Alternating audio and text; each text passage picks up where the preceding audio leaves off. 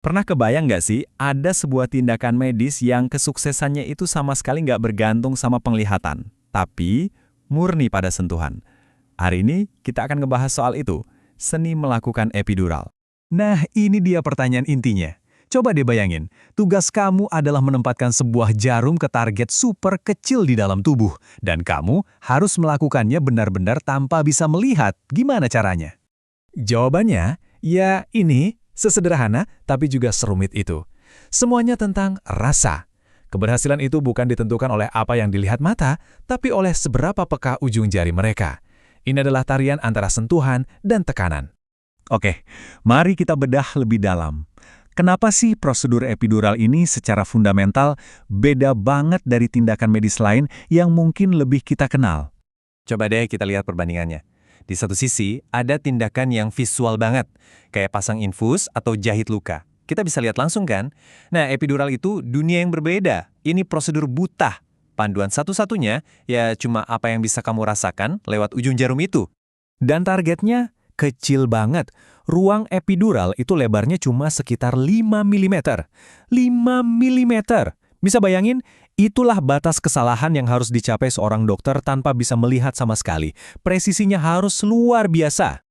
Sekarang, kita sampai pada inti dari tantangan teknis dan juga emosional dari prosedur ini, yaitu mengenali satu momen yang sangat singkat saat jarum itu masuk ke tempat yang tepat.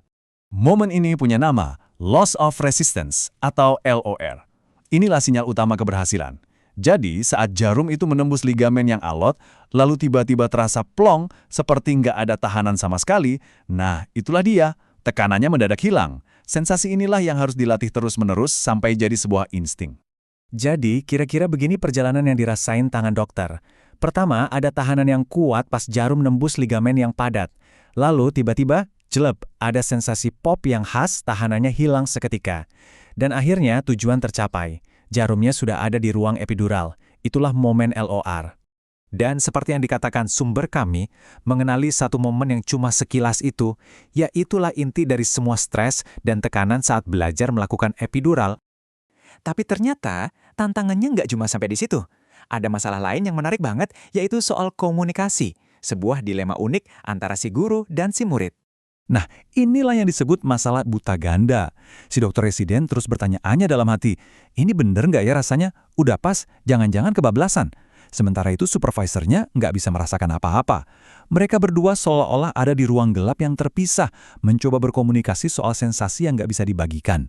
Masalahnya jadi makin rumit karena setiap pasien itu unik. Punggung mereka punya cerita sendiri. Ligamennya bisa keras, bisa lembek. Ruang epiduralnya bisa dangkal, bisa dalam. Kadang bahkan ada pengapuran tulang yang menghalangi jalan. Artinya, nggak ada rasa yang standar.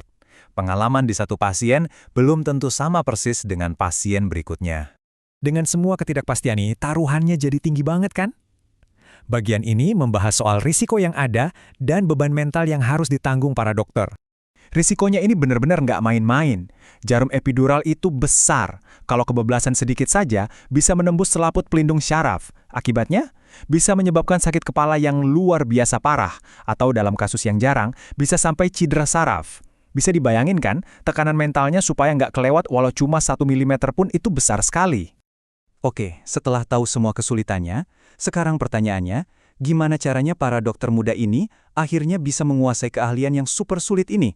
Kalau zaman dulu, prosedur ini hampir murni mengandalkan intuisi. Banyak tebak-tebakannya, tapi sekarang teknologi sangat membantu. Dokter bisa pakai USG untuk memetakan anatomi punggung pasien sebelum mulai. Ini jelas mengurangi tebak-tebakan dan meningkatkan keamanan secara signifikan. Tapi teknologi secanggih apapun nggak menggantikan segalanya. Ada ungkapan otentik ini. Jam terbang adalah kunci. Artinya, ya nggak ada jalan pintas.